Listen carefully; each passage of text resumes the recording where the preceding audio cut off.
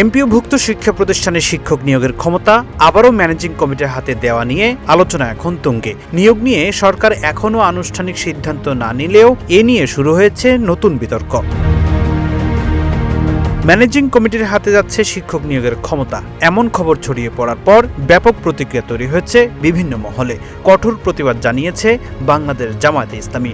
দলটির নেতারা বলছেন, ম্যানেজিং কমিটির হাতে শিক্ষক নিয়োগের ক্ষমতা ফিরিয়ে দিলে নিয়োগে স্বজনপ্রীতি, দলীয়করণ ও বাণিজ্যের সুযোগ তৈরি হতে পারে। সিদ্ধান্ত পুনর্বিবেচনারও দাবি জানিয়েছে দলটি। একই সিদ্ধান্তের প্রতিবাদ জানিয়েছে ইসলামী ছাত্র শিবিরের নেতারাও। তাদের দাবি, যোগ্যতা ও মেধার ভিত্তিতে শিক্ষক নিয়োগ নিশ্চিত করতে হলে কেন্দ্রীয় ও স্বচ্ছ নিয়োগ প্রক্রিয়া প্রয়োজন। ম্যানেজিং কমিটির হাতে নিয়োগের ক্ষমতা দেয়া হলে সেই স্বচ্ছতা প্রশ্নের মুখে পড়বে।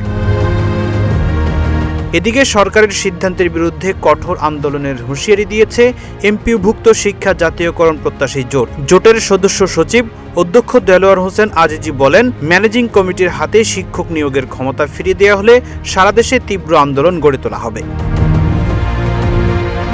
এ নিয়ে প্রতিক্রিয়া জানিয়েছেন ঢাকা বিশ্ববিদ্যালয় কেন্দ্রীয় ছাত্র সংসদের ভিপি সাদেক কায়েম সহ আরও অনেক রাজনৈতিক নেতা।